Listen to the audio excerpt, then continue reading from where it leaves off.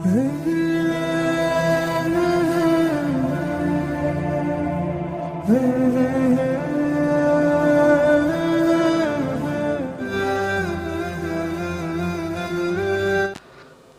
لله رب العالمين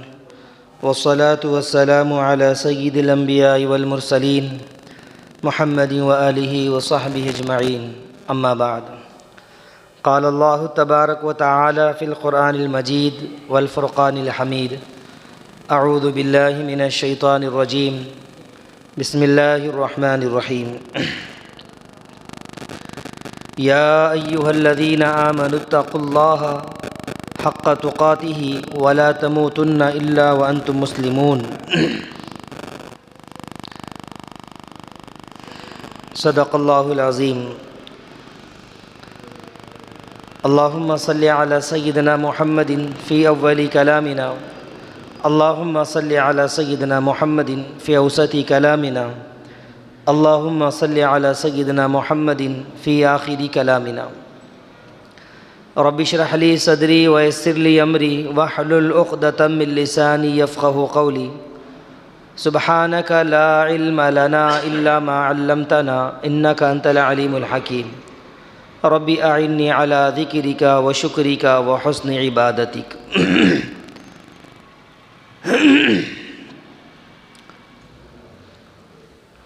محترم بزرگوں، دینی ایمانی بھائیوں، ہماری زندگی کا سفر اور ہماری زندگی کا مقصد صرف یہ نہیں ہے کہ پیدا ہو جائیں اور کھائے پیے اور مر جائیں، بلکہ زندگی کا مقصد اللہ تبارک و تعالی نے فرمایا وَمَا خَلَقْتُ الْجِنَّ وَالْإِنسَ إِلَّا لِيَعْبُدُونَ،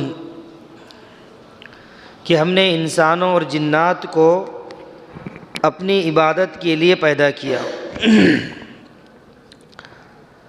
تو ہم ایک عظیم مقصد کے لیے دنیا میں آئے ہیں۔ أَفَحَسِبْتُمْ أَنَّمَا خَلَقْنَاكُمْ عَبَثًا وَأَنَّكُمْ إِلَيْنَا لَا تُرْجَعُونَ،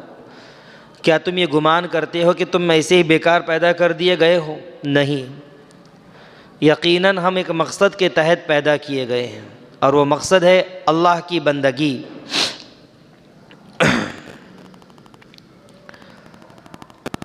یاد رکھیے،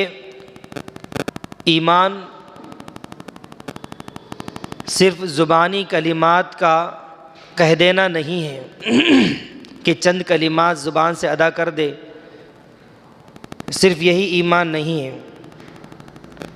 بلکہ ایمان تو وہ ہے جو قلبی یقین کے ساتھ کہا جائے، دل کے یقین کے ساتھ کہا جائے کہ اللہ ایک ہے، اللہ ہی کارساز ہے۔ اللہ پر ایمان لانا دل و زبان کے ساتھ، اقرار باللسان و تصدیق بالقلب و عمل بالجوارح، زبان سے اقرار بھی ہو، دل سے یقین بھی ہو، اور اعضاء و جوارح سے اسلام کا اظہار بھی ہو، اعمال بھی اسلامی اعمال انجام دیں۔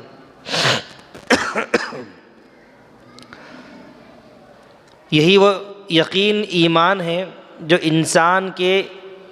اس زندگی کو، پورے نظام زندگی کو بدل کر رکھ دیتا ہے۔ اگر کسی کے پاس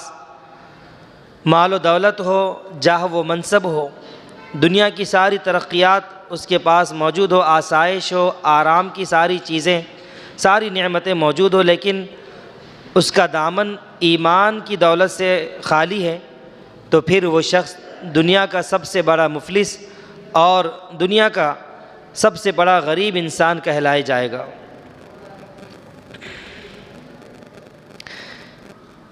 ایمان کی اہمیت کا اندازہ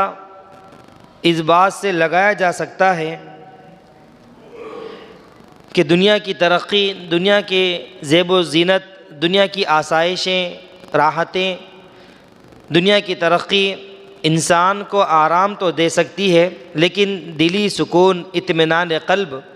ایمان کے بغیر انسان کو نہیں ہو سکتا۔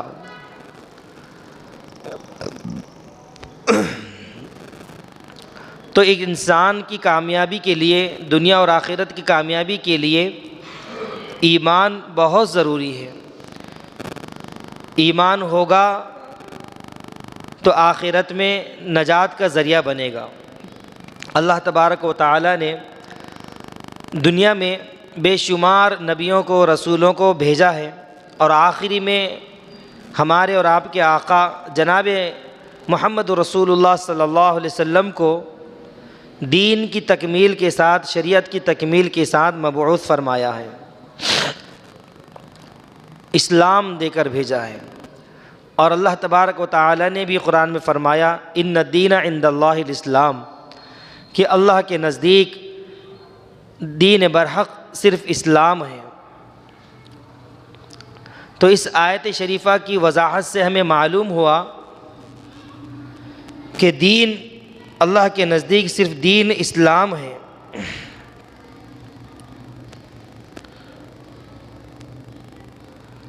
کامیابی کا دار و مدار، آخرت میں نجات کا دار و مدار صرف اور صرف اسلام خالصتاً اللہ کے سامنے سر تسلیم خم کرنا ہے، اللہ کی اطاعت کرنا ہے۔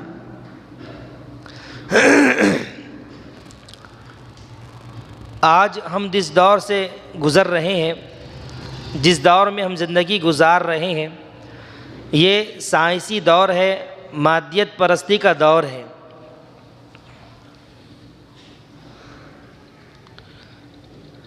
انسانوں نے سمندروں کی تہوں سے لے کر خلاؤں کی وسعتوں تک کو مسخر کر دیا ہے،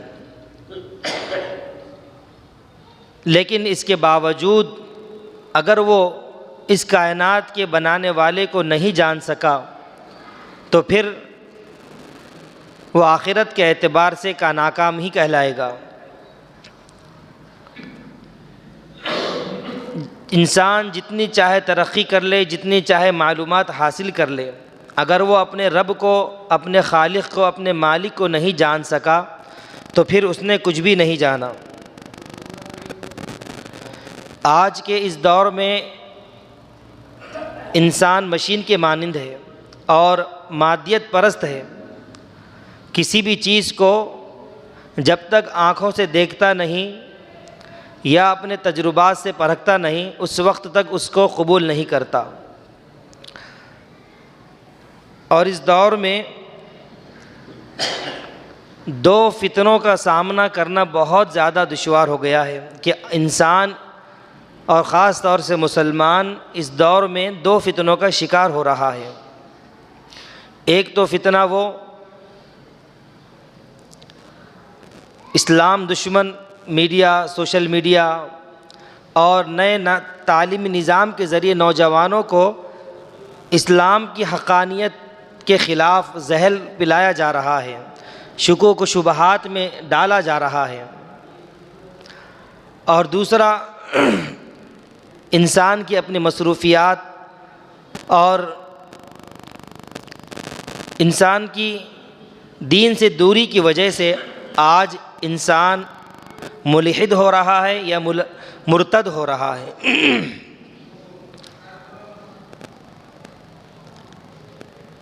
الحاد اور ارتداد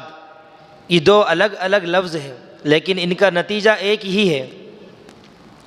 کہ دین سے دوری۔ الحاد کہتے ہیں دین سے دوری، بے دینی۔ الحاد کا مطلب یہ ہے کہ انسان خدا کا انکار کر بیٹھے اور ہر چیز کو عقل سے پرکھے۔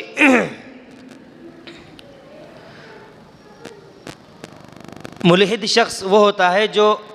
آنکھوں سے نظر آتا ہے اس پر یقین رکھتا ہے، اور جو اپنے تجربے میں بات آتی ہے اس کو قبول کرتا ہے۔ وہ اللہ کی طرف سے جو وحی کی جاتی تھی اس پر، معجزات پر، فرشتوں پر، آخرت پر ایمان نہیں رکھتا، اس کو نہیں مانتا، بلکہ اس کا مذاق اڑاتا ہے۔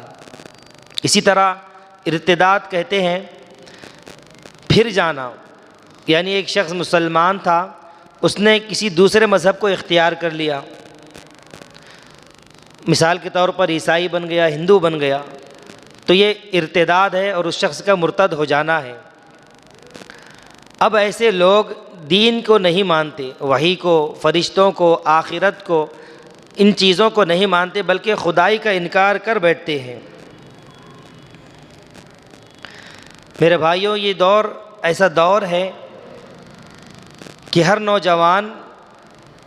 دین سے دوری کی بنیاد پر، دین کا بنیادی علم نہ رکھنے کی بنیاد پر، دین کی ضروریات ہے، ضروریات دین جسے کہا جاتا ہے، نماز، روزہ، زکوٰۃ، حج، پردہ، وراثت کے قوانین، ان پر شکوک و شبہات کا شکار ہو جا رہا ہے اور دین کا انکار کر رہا ہے۔ اب ہمیں سمجھنا ہے کہ اس پرفتن دور میں ہم اپنے آپ کو اور اپنی آنے والی نسلوں کو الحاد سے اور ارتداد سے کیسے بچائیں، اور وہ کیا علامتیں ہیں جن سے یہ لوگ، چاہے وہ اسکول کے طلباء ہو، کالج کے اسٹوڈنٹ ہو، یا یونیورسٹی میں پڑھنے والے بڑے بڑے طلباء ہوں، آئے دن ایسی خبریں مل رہی ہیں کہ مسلمان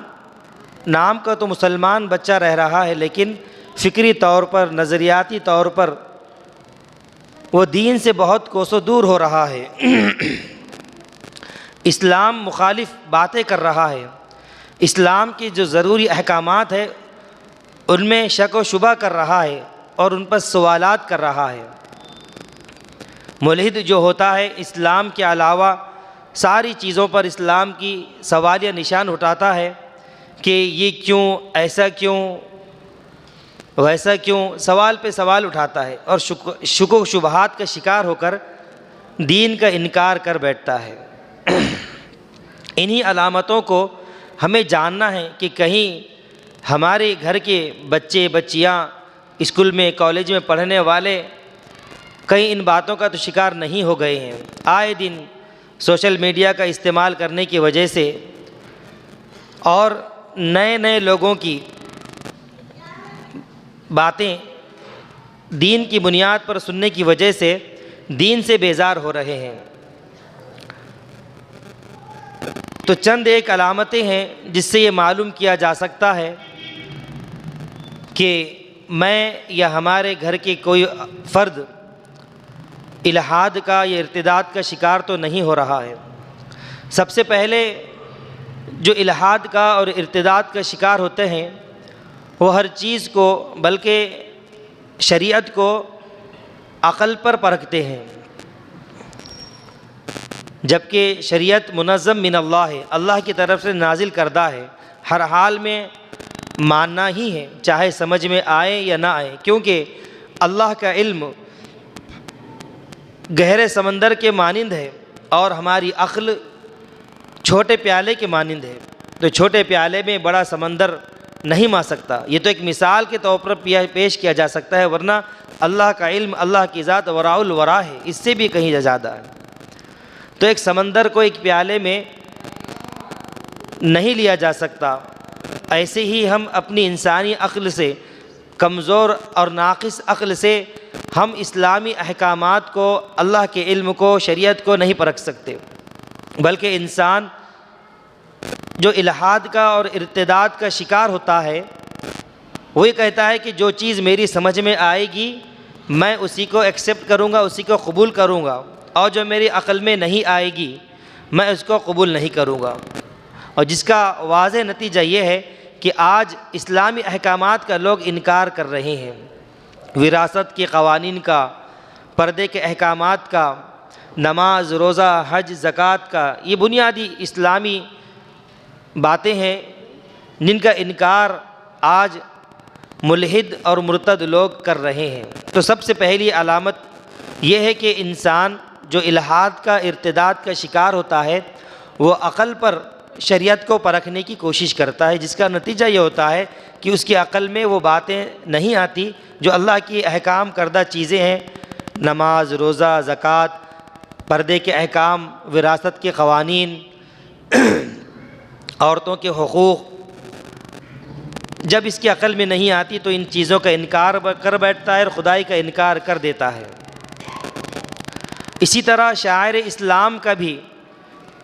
یہ لوگ انکار کرتے ہیں۔ شعائر اسلام کسے ہیں؟ اسلام کی بنیادی علامتیں، اسلام کی شناخت۔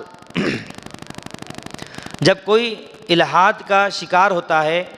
ارتداد کا شکار ہوتا ہے، یعنی بے دین ہوتا ہے، الہات کہتے ہیں بے دین کو، جب کوئی بے دین ہوتا ہے تو اب شاعر اسلام پر نکتہ چینی کرنے لگتا ہے۔ اس کا نتیجہ یہ ہوتا ہے کہ وہ خود بھی داڑھی نہیں رکھتا، نہ ٹوپی پہنتا ہے، نہ ظاہری وضاحت کو اختیار کرتا ہے، اور نہ ہی اپنے گھر کی مستورات کو پردے کا حکم کرتا ہے، بلکہ جو لوگ ان کے پابند ہوتے ہیں، دین پسند ہوتے ہیں، دین کی باتوں پر عمل کرنے والے ہوتے ہیں، وضاحت کے اعتبار سے جن کا حلیہ اسلامی ہوتا ہے، داڑھی ٹوپی والے ہوتے ہیں، ان کو دقیانوس سمجھتا ہے، قدامت پرست سمجھتا ہے، اور مولوی مائنڈ سیٹ کہتا ہے، یہ تانے کستا ہے، اور اس کے دل میں کوئی اہمیت نہیں ہوتی ان باتوں کی۔ جب اس دل سے احترام ختم ہو جاتا ہے تو پھر سمجھ لینا چاہیے کہ اس کے ایمان کی شمع بجھنے والی ہے، ایمان کی شمع اس کی بہت عنقریب بجھنے والی ہے۔ تو الہات کی علامت اور یہ ہے کہ وہ شاعر اسلام کا مذاق اڑاتا ہے، شاعر اسلام کو اہمیت نہیں دیتا۔ اسلام کی جو واضح علامتیں ہیں، مسجد میں آنا اس کو عار لگتا ہے، اذان کی آواز اس کو شور لگتی ہے، داڑھی پر وہ شکوک و شبہات اور سوالات کھڑے کرتا ہے، پردہ کرنے پر اعتراض کرتا ہے، اور نہ جانے عقلی دلائل کیسے کیسے پیش کرتا ہے۔ تو یہ الحاد اور ملحد کی، ارتداد اور مرتد کی ایک علامت ہے۔ ایسے ہی ایک اور علامت یہ ہے کہ جو نوجوان بچہ یا بچی الحاد کا شکار ہوتے ہیں، ارتداد کا شکار ہوتے ہیں،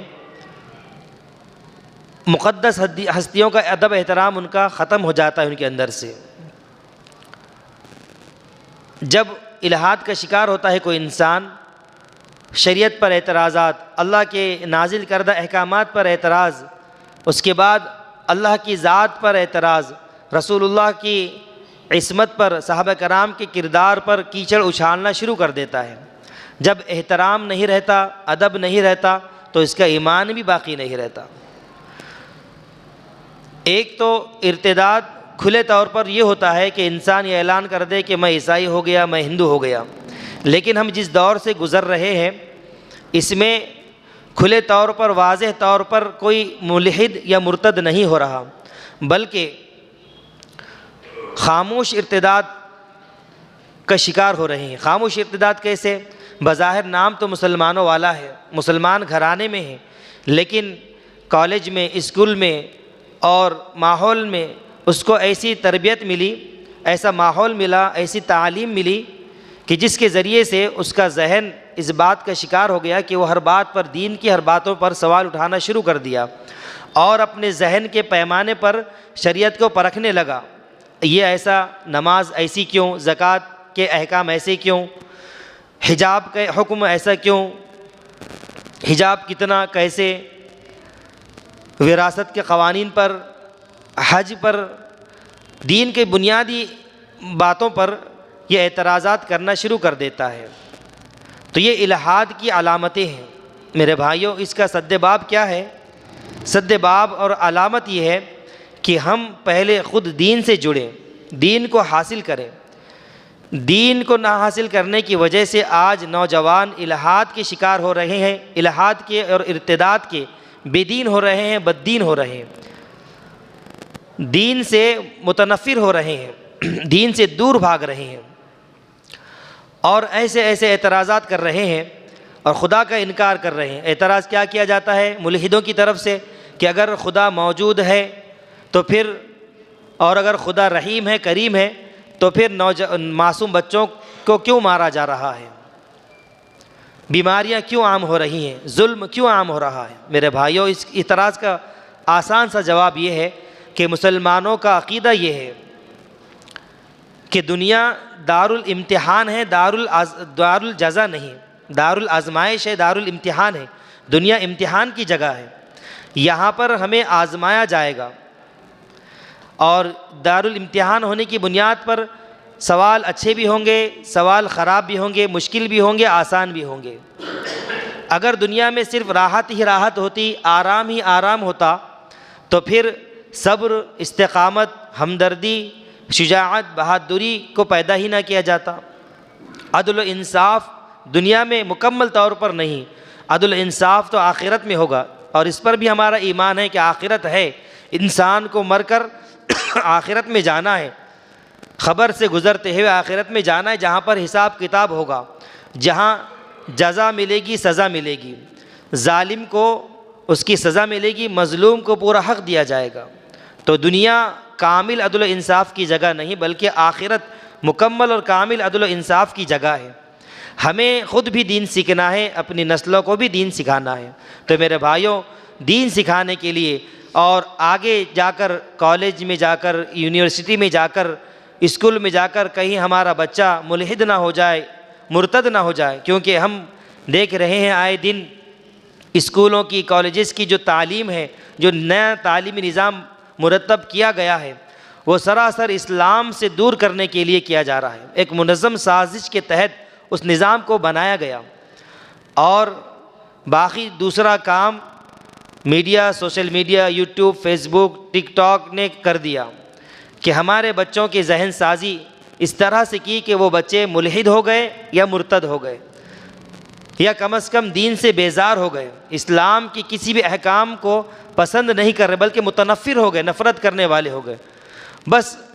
اپنے دین سے بیزاری کا اظہار زبان سے نہیں کرتے، بلکہ اپنے اعمال سے کرتے ہیں۔ نماز پڑھتے نہیں، مسجد میں آتے نہیں، دین کی باتوں کو سنتے نہیں، دین کو بلکہ دین کے شعائر کو، داڑھی ٹوپی کو، پردے کو اپنانے کو شرمندگی محسوس کرتے ہیں، احساس کمتری کا شکار سمجھتے ہیں، اور ترقی میں رکاوٹ کا ذریعہ ان کو سمجھتے ہیں کہ میں داڑھی رکھ لوں گا تو میں ترقی نہیں کر پاؤں گا، گھر کی عورتیں پردہ کریں گی تو ترقی نہیں کر پائے گی، دنیا کے برابر نہیں چل پائے گی، بلکہ یہ کہتے ہیں کہ یہ وہ دور ہے کہ اسلام نعوذ باللہ معاذ اللہ پرانا ہو گیا، قدیم ہو گیا، اور جدید تقاضوں کے مطابق اس کا کوئی تعلق نہیں، لہذا ان پر عمل کرنے کو شرمندگی محسوس کرتا ہے ایک نوجوان۔ تو یہ وجہ کیا ہے؟ وجہ یہ دین سے دوری، دین کی بنیادی تعلیم کا نہ ملنا۔ میرے بھائیوں، اگر ہم بھی چاہتے ہیں کہ ہماری نسلیں، ہماری اولادیں، ہماری عورتیں، ہماری بچیاں آگے جا کر ملحد نہ ہو جائے، مرتد نہ ہو جائے، دین سے بیزار نہ ہو جائے، دین پر عمل کرنے کے بجائے، دین کے مطابق زندگی گزارنے کے بجائے وہ دین کے مخالف نہ ہو جائے، نماز کی پابندی کرنے کے بجائے نماز جیسے عظیم احکام پر سوالات اٹھانے والے نہ بن جائیں، حج جیسا مقدس عمل اس پر سوالات اٹھانے والے نہ بن جائیں، اس کے لیے ضرورت ہے کہ ہم اپنے بچوں کو ضروری تعلیم دیں، دینی تعلیم ضرور دیں۔ ہم دنیاوی تعلیم سے منع نہیں کرتے، بلکہ آپ اولین درجے میں اپنے اولاد کو دنیاوی تعلیم دیں، انجینئر بنائیں، ڈاکٹر بنائیں، پروفیسر بنائیں، IAS آفیسر بنائیں، کلیکٹر بنائیں، جو چاہے آپ اس کو دنیاوی اعتبار سے بڑی تعلیم دیں، لیکن ساتھ ساتھ بنیادی طور پر دنیاوی تعلیم کے ساتھ دینی تعلیم بھی ملحوظ رکھیں، اور دین کی بنیادی باتیں، حلال حرام کی تعلیم دیں، نماز، روزہ، زکوٰۃ کی فرضیت کی تعلیم دیں، پردے کے احکام بتائیں، وراثت کے احکام، یہ ہر انسان کو معلوم ہونے چاہیے۔ یہ بنیادی اسلامی احکام ہیں جو آج نئی نسل کے لوگ اس سے نابلد ہیں، ناآشنا ہیں، بالکل کوسوں دور ہیں۔ یہی وجہ ہے کہ آسانی سے کافروں کا، ملحدوں کا اور مغربی تہذیب کا شکار ہو رہے ہیں، مغربی تہذیب کو بہت جلدی قبول کر رہے ہیں، یورپ اور امریکہ کو بہت جلدی، اور وہاں کے فیشن کو، وہاں کے کلچر کو، وہاں کی تہذیب کو بہت جلدی قبول کر رہے ہیں۔ وجہ کیا ہے؟ دین سے دوری کی وجہ ہے۔ وجہ اس کی یہ ہے کہ بنیادی اسلامی تعلیمات اس کو بچپن میں نہیں ملی۔ اگر ہم چاہتے ہیں کہ ہماری نسلیں بھی آنے والے دنوں میں الحاد کا شکار نہ ہو، ارتداد کا شکار نہ ہو، تو ضرورت اس بات کی ہے کہ ہم اپنے بچوں کو بنیادی مکتب کی تعلیم دیں۔ ہر بچہ، کوئی بچہ ایسا نہ ہو کہ جو مکتب نہ جاتا ہو، ہر بچہ مکتب جائیں، مکتب کی تعلیم حاصل کریں۔ مکتب میں قرآن شریف سکھایا جاتا ہے، عقائد آپ کو بتلائے جاتے ہیں، اسلامی تعلیمات دی جاتی ہے، حدیث کا علم دیا جاتا ہے، دعائیں پڑھائی جاتی ہیں، اللہ کیا ہے، اللہ کے وجود کیا ہے بتلایا جاتا ہے، اللہ کے انکار کرنے پر وعیدیں بتلائی جاتی ہے۔